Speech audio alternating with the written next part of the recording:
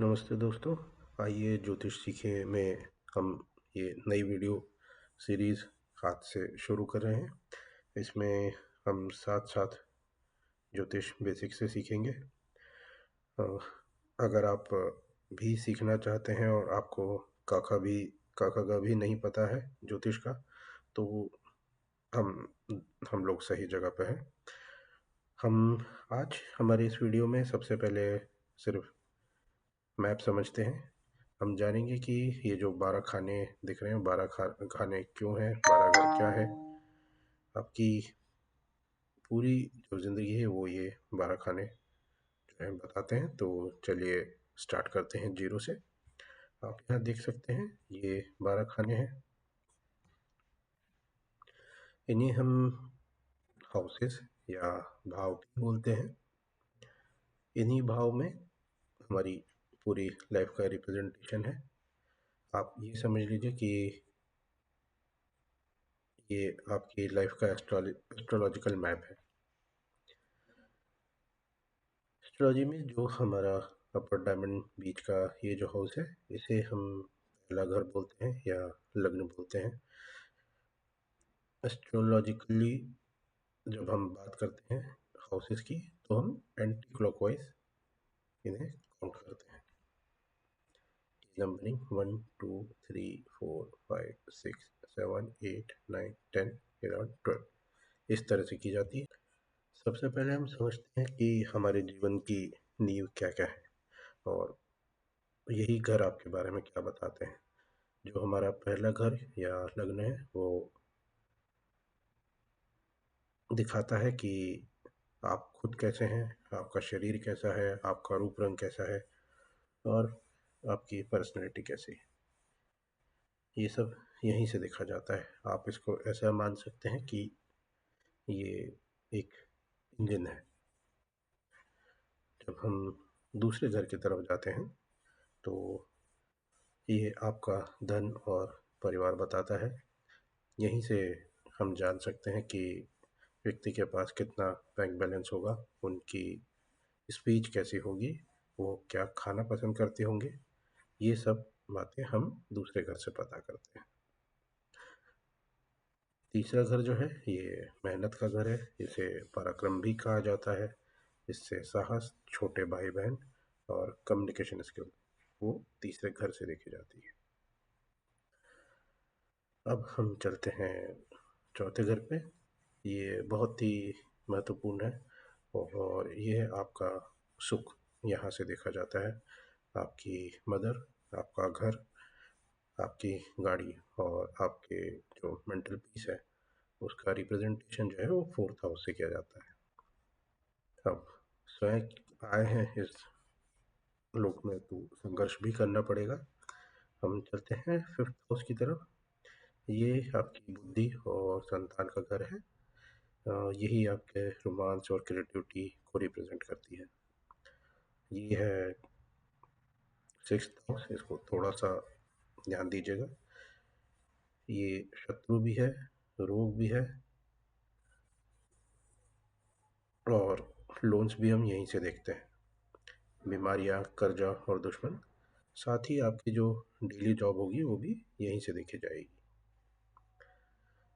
हम देखेंगे कि जो पहला जो सातवां घर है, ये फर्स्ट हाउस के जस्ट सामने है। तो अगर पहला घर आप खुद हैं, जो हमने अभी देखा था स्वयं, और तो हमेशा आपके सामने कौन है, तो यहाँ से हम देखेंगे आपके बिजनेस पार्टनर और लाइफ पार्टनर्स। हम चलते हैं आठवें घर पे। ये कुंडली का सबसे रहस्यमय घर है। यहाँ से आयु या मृत्यु या अचानक होने वाली घटनाएं या जीवन के जो बड़े बदलाव आते हैं, वो आठवें घर से देखे जाएंगे।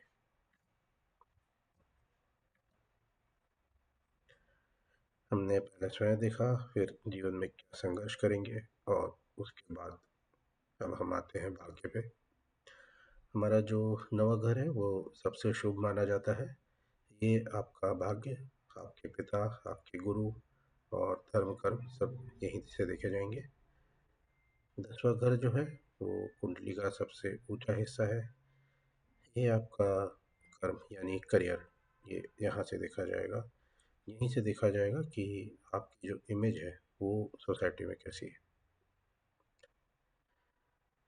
11वां घर को हम गेंस के लिए रिप्रेजेंटेशन मानते हैं। आपने जो भी काम किया उससे क्या प्रॉफिट बना, आपकी इनकम और बड़े भाई बहन यहाँ से देखे जाएंगे। लास्ट जो हाउस है वो है 12th हाउस, और ये खर्चा, लॉस, नुकसान, जेल, हॉस्पिटल और फॉरेन सेटलमेंट्स या सब इसी घर से देखते हैं। और यही घर जो है वो मोक्ष को भी रिप्रेजेंट करता है। दोस्तों, इन सभी घरों में से जो हमारे लिए ज़्यादा बेनिफिशियल होते हैं उन्हें हम केंद्र भाव या 4 पिलर्स बोलते हैं। इन केंद्र भाव में 1, 4, 7, 10 हाउस है।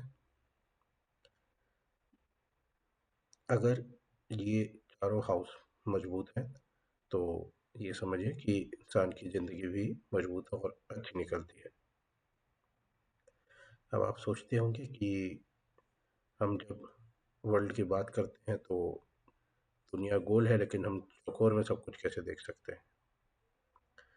असल में अगर देखा जाए तो ये जो पूरा चौकोर नक्शा है ये 360 डिग्री वर्ल्ड को ही दर्शाता है। क्योंकि हमारे पास ये 12 घर हैं, इसको अगर आप 360 से 12 को डिवाइड करें तो हर एक घर जो है वो 30 डिग्री का होगा। 30 डिग्री का एक पूरा जो है घर 360 में कन्वर्ट होता है। तो दोस्तों, ये एक बहुत ही बेसिक इंट्रोडक्शन था हमारे साथ सीखने के लिए। आज हमने हमारा इस वीडियो का या इस सीरीज़ का पहला कदम जो है वो लिया है। अगले वीडियो में हम बात करेंगे कि यहाँ पे बैठते कौन है। 9 ग्रह जो इन घरों में बैठते हैं और हमारी लाइफ को रिप्रेजेंट करते हैं। दोस्तों, साथ में सीखते रहिए, पढ़ते रहिए, और एक बात हमेशा ध्यान रखिए, हुई है वही जो राम रच रखा।